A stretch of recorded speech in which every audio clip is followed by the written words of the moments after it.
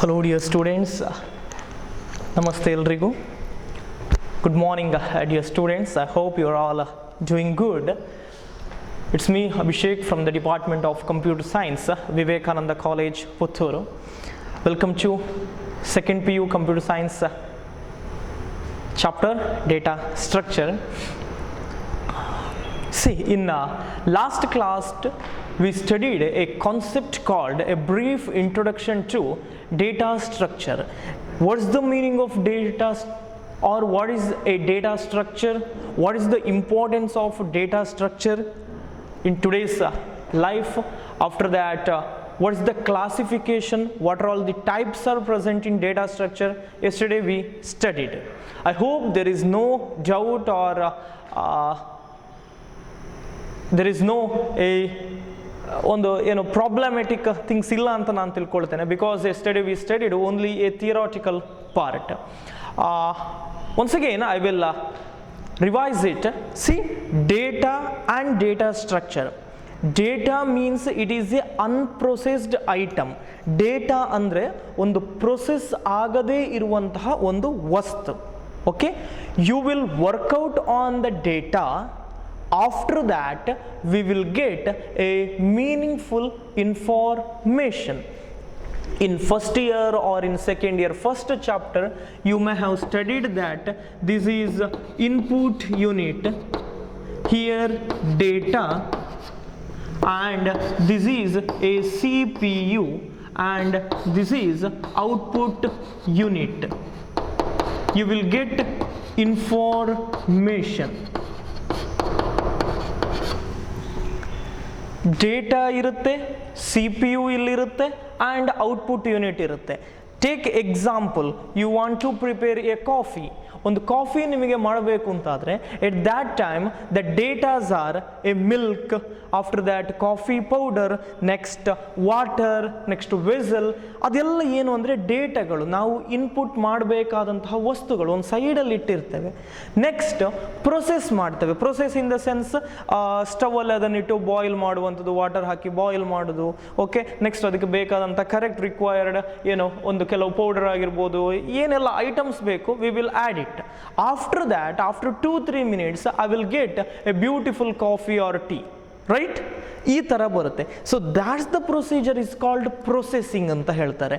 Data ಇತ್ತು, okay, input ಡೇಟಾಗಳಿತ್ತು, next process ಮಾಡಿತ್ತು, ನೆಕ್ಸ್ಟ್ ನಮಗೆ ಔಟ್ಪುಟ್ ಬಂತು. Same way here also.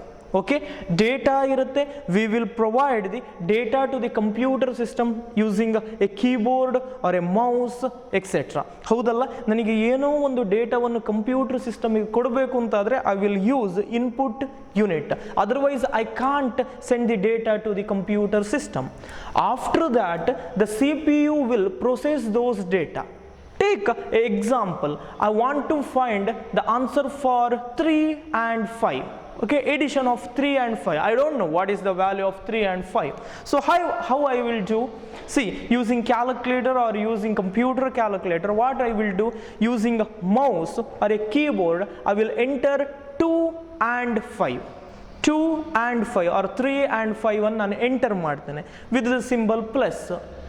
Within a fraction of second, computer will process those data. That means 2 plus 5 ಎಷ್ಟಾಗುತ್ತೆ ಅಂತ ಅದು ಪ್ರೊಸೆಸ್ ಮಾಡುತ್ತೆ. And finally in output unit I will get the answer 7 or 10, whatever it may be. ಅರ್ಥ ಆಯ್ತಾ? 2 ಮತ್ತು 3 ಅನ್ನು ನಾನು ಡೇಟಾವನ್ನು ಕೊಡ್ತೇನೆ ಇನ್ಪುಟ್ ಯೂನಿಟ್ ಮೂಲಕ, ಕಂಪ್ಯೂಟರ್ ಪ್ರೊಸೆಸ್ ಮಾಡುತ್ತೆ, next I will get the output in output unit. So that's called data and information. Data is unprocessed item, information is a processed data. ಡೇಟಾವನ್ನು ಪ್ರೊಸೆಸ್ ಮಾಡಿದಾಗ ನನಗೆ ಒಂದು ಇನ್ಫಾರ್ಮೇಷನ್ ಸಿಗುತ್ತೆ. I hope there is no doubt here. Next we studied the concept called data structure.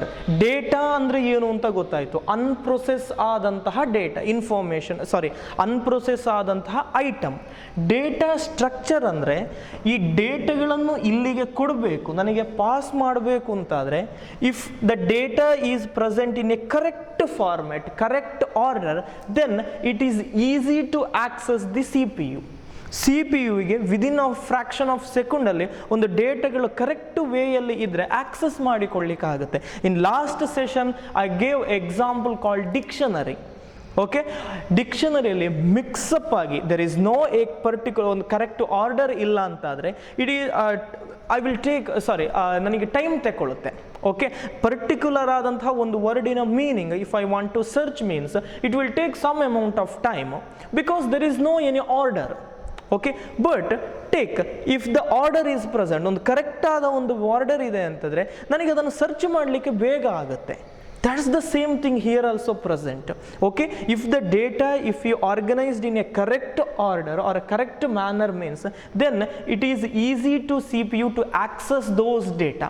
CPU ಗೆ ಆ ಡೇಟಾವನ್ನು ಬೇಗ access ಮಾಡಿಕೊಳ್ಳಿಕ್ಕೆ ಆಗುತ್ತೆ. ಅದು ಕರೆಕ್ಟ್ ಆರ್ಡರಲ್ಲಿ ಇಲ್ಲ ಅಂತಾದರೆ it will take some amount of time to take. Okay, ಆ ಡಾಟಾವನ್ನು ತೆಕ್ಕೊಳ್ಳಿಕ್ಕೆ ಅದು ಟೈಮ್ ತೆಕ್ಕೊಳ್ಳುತ್ತೆ. ಅದಾದಮೇಲೆ ನೆಕ್ಸ್ಟ್ ಪ್ರೊಸೆಸ್ ಮಾಡಬೇಕಾಗುತ್ತೆ. So it will consume lot of time to overcome from that problem. If we divide the data in a correct format then it is easy to the C P U. So ಆ ಥರದ ಡೇಟಾಗಳನ್ನೆಲ್ಲ correct order correct ವೇಯಲ್ಲಿ ಇಡೋದನ್ನು data structure ಅಂತ ಕರೀತಾರೆ. So data structure is nothing but it is a concept or a procedure where we are organizing the data. We are organizing the data in correct format or correct order. Okay, correct ಆದ ಆರ್ಡರಲ್ಲಿ ಡೇಟಾಗಳನ್ನು ನಾನು store ಮಾಡಿ ಇಟ್ಟರೆ access ಮಾಡಿಕೊಳ್ಳಿಕ್ಕೆ easy ಆಗುತ್ತೆ. That's the concept called data structure. After that we studied A classification of data structure. See, data structure is classified into mainly two types. One is primitive data structure and another one is non-primitive data structure. Yesterday I told, okay, primitive data structure matte non-primitive data structure anta ide. Again in primitive data structure int, after that char, float, so many types are there. In non-primitive data structure there are two types. One is linear data structure and one more is non-linear data structure. In today's class we are going to study about a primitive data structure and non-primitive data structure. In that linear data structure ನಾವು ಬಗ್ಗೆ ಇವತ್ತು study ಮಾಡುವ. Okay,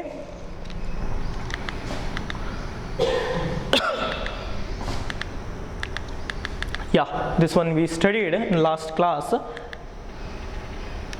See, data structure, there are two types. One is primitive data structure and non-primitive data structure. In today's class we are going to study about primitive data structure and after that what is linear data structure and what is non-primitive data structure. In that the next concept is array.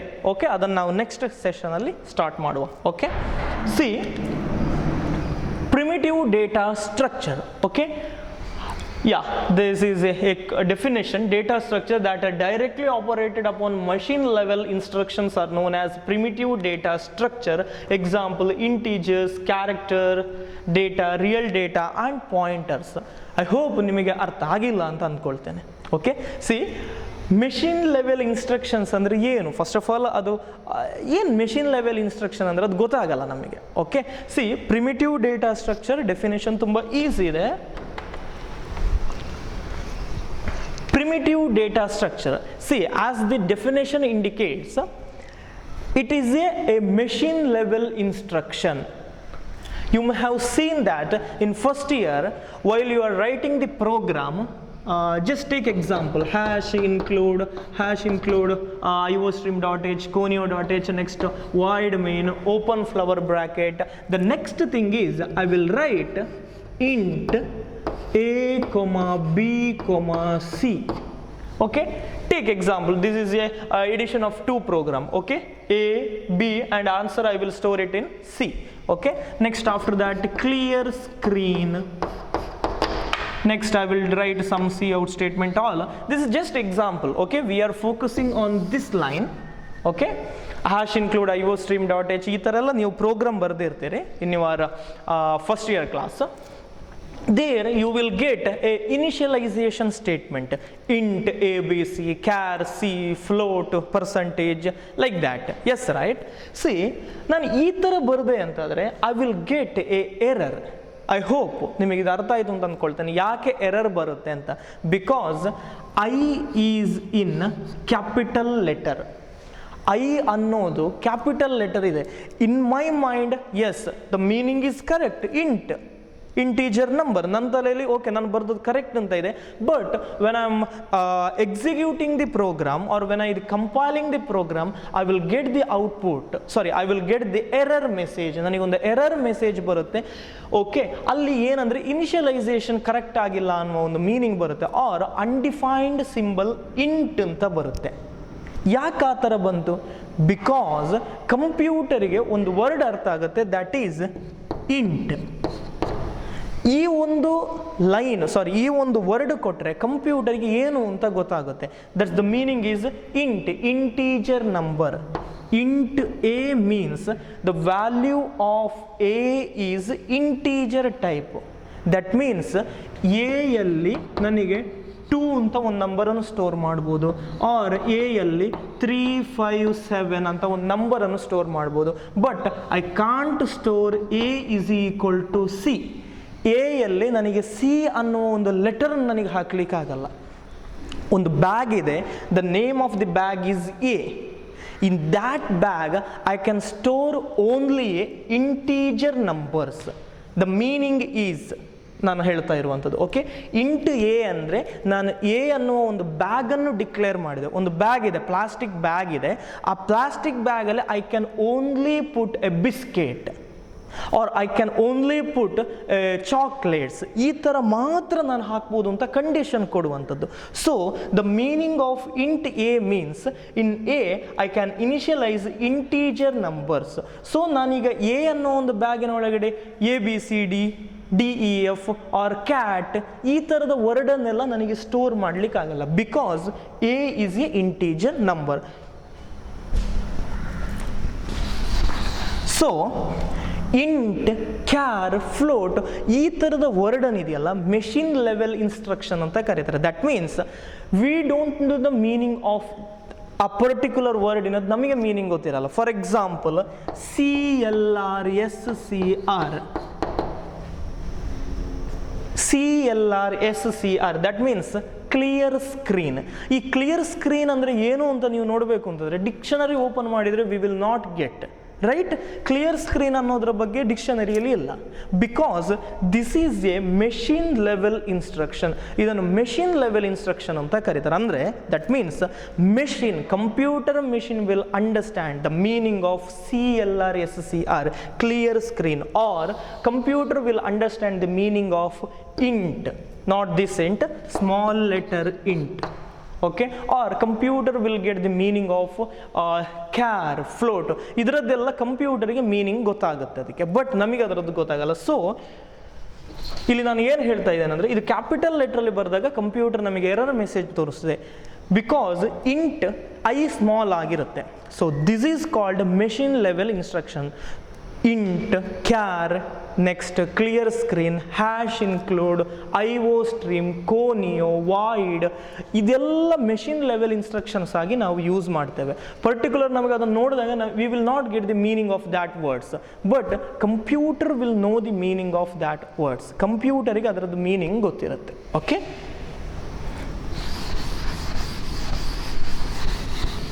So ಈ machine level ಲ್ಯಾಂಗ್ವೇಜನ್ಸನ್ನೆಲ್ಲ primitive data structures ಅಂತ ಕರೀತಾರೆ. So primitive data structure means here A machine level instructions are present. Machine ಲೆವೆಲಲ್ಲಿ ಇರುವಂತಹ ಇನ್ಸ್ಟ್ರಕ್ಷನ್ಸ್ಗಳು ಇರುತ್ತೆ. So the examples R int, character data, real data, pointers, these are all the topic you studied in first year, right? Int, character, ಇದರದನ್ನೆಲ್ಲ ನಾನು int, char ಅಂತ ಹಾಕಿದಾಗ ಕಂಪ್ಯೂಟರ್ಗೆ ಅರ್ಥ ಆಗುತ್ತೆ. That is called machine level instruction. So data structure are directly operated upon machine level instruction. Machine level instructions ಹಾಕಿದಾಗ ಈ primitive data structureಗಳೆಲ್ಲ ಅದರ ಮೇಲೆ ಆಪರೇಟ್ ಮಾಡುವಂಥದ್ದು. Only that is the meaning. Next, what are all the operation we can do on primitive data structure. Primitive data ಸ್ಟ್ರಕ್ಚರನ್ನು use ಮಾಡಿಕೊಂಡು, for example int, char, ಈ ಥರದಂತಹ machine level instruction use ಮಾಡಿಕೊಂಡು what are all the operation we can perform. Okay, so the concept is operations on primitive data structure. Primitive data ಸ್ಟ್ರಕ್ಚರಲ್ಲಿ ನನಗೆ ಏನೆಲ್ಲ operations ಮಾಡ್ಬೋದು. So there are 4 operations we can do. The first one is create, second one is destroy, third one is select, fourth one is update. See, these are the 4 operation, very important. Okay, these are the 4 operation I can perform on primitive data structure. That means int, char ಇದೆಲ್ಲ ಇದೆಯಲ್ಲ, ಇದರಲ್ಲೆಲ್ಲ ನಾನು use ಮಾಡಿಕೊಂಡು these are the 4 operation we can perform. The first one is create. As the name only indicating, create means we are creating a new data structure. ಒಂದು ಹೊಸದಾದಂತಹ ಒಂದು variable ಅನ್ನು initialise ಮಾಡೋದರ ಮೂಲಕ ನಾನು ಡೇಟಾ ಸ್ಟ್ರಕ್ಚರ್ನ ಕ್ರಿಯೇಟ್ ಮಾಡ್ಬೋದು. Take A small example, int a or int x, int g. What is the meaning of int a, int x, int g means? The meaning is you are creating a variable that is a. You are creating a variable that is x. You are creating a variable g. The type is integer. I already told. Meaning ಇಷ್ಟೇ, a ಅನ್ನುವ ಒಂದು ಲೆಟರನ್ನು use ಮಾಡಿಕೊಂಡು ನೀವು ಮೆಮೊರಿಯನ್ನು create ಮಾಡುವಂಥದ್ದು. Memory create in the sense, in the memory in the computer system you have 500 GB or 1 TB of data or 10 MB size of data, ಈ ಥರ ಎಲ್ಲ ಇರುತ್ತೆ. ಈ 10 MB ಸೈಜಲ್ಲಿ 2 ಬೈಟ್ಸನ್ನು ನೀವು ಯಾವುದಕ್ಕೆ ಕೊಡ್ತೀರಿ ಅಂದರೆ ಎಗೆ ಕೊಡ್ತೀರಿ. You know right, the size of the int, size of the char, the size of char is 1, the size of integer is 2. So ನೀವಿಲ್ಲಿ 2 ಸ್ಪೇಸ್ ಅನ್ನು ನೀವು a ಗೆ ಇನಿಷಿಯಲೈಸ್ ಮಾಡ್ತೀರಿ. ಮೀನಿಂಗ್ ಅಷ್ಟೇ. Okay, using int operation we can create the data structure. So first one is completed, create. So ಒಂದು operation ನನಗೆ ಯಾವುದು ಮಾಡ್ಬೋದು ಅಂದರೆ the first one is create, ಅಂದರೆ ಒಂದು ಹೊಸ ಡೇಟಾ ಸ್ಟ್ರಕ್ಚರ್ ನಾನು ಕ್ರಿಯೇಟ್ ಮಾಡುವಂಥದ್ದು. The next thing is destroy. Okay, uh the variable G or X I created. ನಾನು ಜಿ ಅನ್ನೋ ಒಂದು ವೇರಿಯೇಬಲನ್ನು ನಾನು ಕ್ರಿಯೇಟ್ ಮಾಡಿದೆ. ಓಕೆ, ಈಗ ಕ್ರಿಯೇಟ್ ಮಾಡಿ ಅದರ ಮೇಲೆ ಎಷ್ಟೋ ವರ್ಕ್ಗಳನ್ನು ಮಾಡ್ತಾನೆ. For example, addition of 2 numbers or multiplication of 3 numbers. If I want perform or if I want to write the program for multiplication of 3 numbers means I require 3 variables to hold the 3 numbers A, B, C. Next one is for to store the result. It may be a mult or D, E, F, ಈ ಥರದ್ದೆಲ್ಲ ಕೆಲವು variable ನಾವು store ಮಾಡ್ಬೋದು. ಇವಾಗ work ಎಲ್ಲ ಆದಮೇಲೆ I want to remove, I want to delete those data. ನನಗದು ಬೇಡ. ಮತ್ತೆ ಮಲ್ಟಿಪ್ಲಿಕೇಶನ್ ಆಫ್ 3 ನಂಬರ್ಸನ್ನು you will do in examination, right? Practical ಎಕ್ಸಾಮಿನೇಷನಲ್ಲಿ ನೀವು ಮಾಡ್ತೀರಿ, ಮತ್ತು ಅದನ್ನು ಡಿಲೀಟ್ ಮಾಡಬೇಕು. Because that is not require. Delete in the sense I am not telling about the program. You are not going to delete the program, but you are going to delete the variable. ಈ variable ಅನ್ನು ನೀವು delete ಮಾಡುವಂಥದ್ದು. Why? Because it hold some memory, right? A means ಇದರಲ್ಲಿ 2 byte of memory ಡೇಟಾಗಳಿದೆ.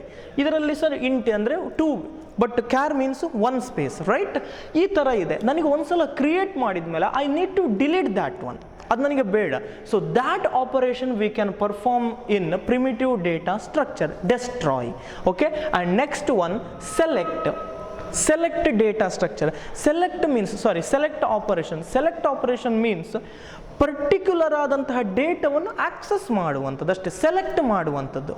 Int A ಅಂತ ಕೊಟ್ಟರೆ ಎಯಲ್ಲಿ ಯಾವ value ಇದೆ or what is the address of a that you are fetching.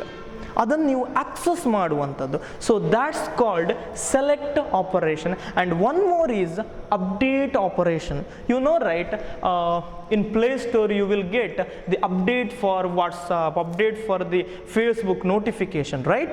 You will get the notification for Facebook, or you will get the notification to update your operating system. That means mobile operating system, Android ಒಂದು operating system ಇದೆ ಅಂತ ತಿಳ್ಕೊಳ್ಳಿ, ಅದರದ್ದು update ಮಾಡಬೇಕು ಅಂತ ನಿಮಗೆ ಬರ್ತಾ ಇರುತ್ತೆ ಮೆಸೇಜಸ್ಗಳು or notification. What's the meaning of update?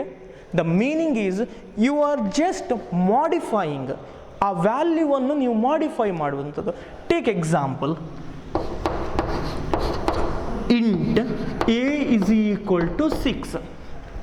There is a statement called int a is equal to 6. The meaning is in a variable, okay, a variable you are going to store a number called 6. So tell me students, a ಅನ್ನೋ ಒಂದು variable ಅಲ್ಲಿ ಯಾವ number ಇದೆ? 6 ಇದೆ. How you are going to update this 6 to 8? ನನಗೆ 6 numbers ಬರಿಬಾರ್ದು. ನಾನು ಒಂದ್ಸಲ 6 ಅಂತ ಕೊಟ್ಟಾಯ್ತು, int a is equal to 6 ಅಂತ ಕೊಟ್ಟಾಯಿತು. ಇವಾಗ ಮತ್ತೆ ನನಗೆ ನೆನಪಾಯಿತು, okay, I forgetted one thing, ಏನೋ ನನಗೊಂದು ಮರೆತು ಹೋಗಿತ್ತು ಅಥವಾ ಮತ್ತೆ ನನಗೆ ನೆನಪಾಯಿತು, I need to change to the number called 10. ನನಗೆ ಎ ಯ ವ್ಯಾಲ್ಯೂ 10 ಅಂತ ನನಗೆ ಚೇಂಜ್ ಮಾಡಬೇಕು.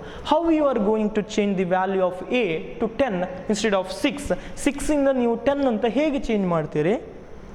That's the concept called update. Simple. Write one more line, int a is equal to 10. The value is updated. ಹೇಗೆ ನಾನೊಂದು ವ್ಯಾಲ್ಯೂ ಕೊಟ್ಟಿದ್ದೇನೆ, that is 6.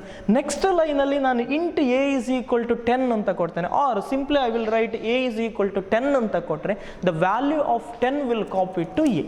So these are all the 4 operation we can perform in primitive data structure.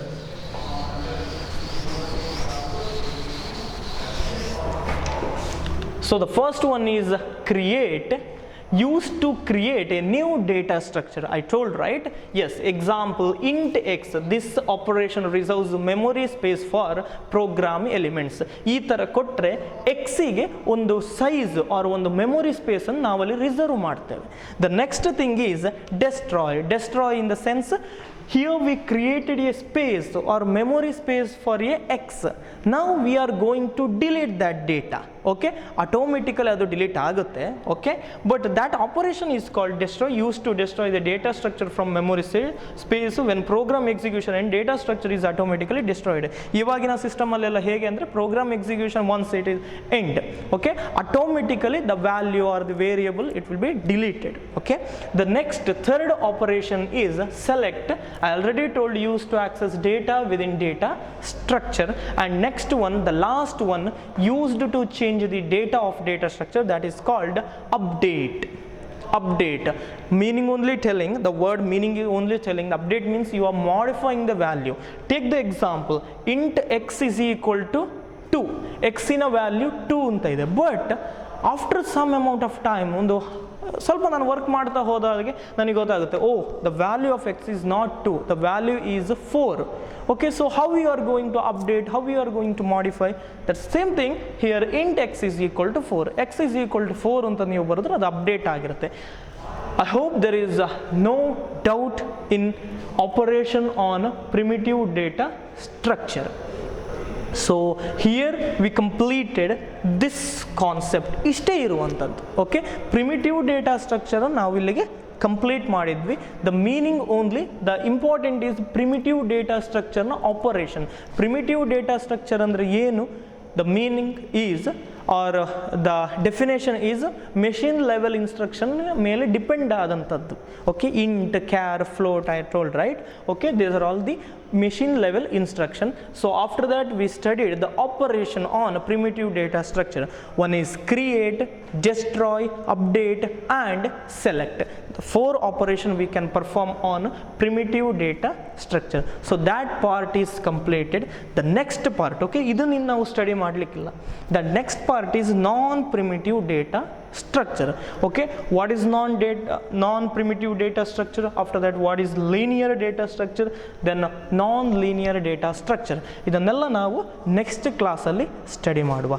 So in today's class we studied only A concept called primitive data structure. I hope there is no doubt or clarification ಬೇಕು ಅಂತ ಇಲ್ಲ ಅಂತ ಅಂದ್ಕೊಳ್ತೇನೆ, because ಇದು theoretical concept ಆಗಿದೆ. If you have any doubt please do contact me. Okay, thank you, thanks a lot.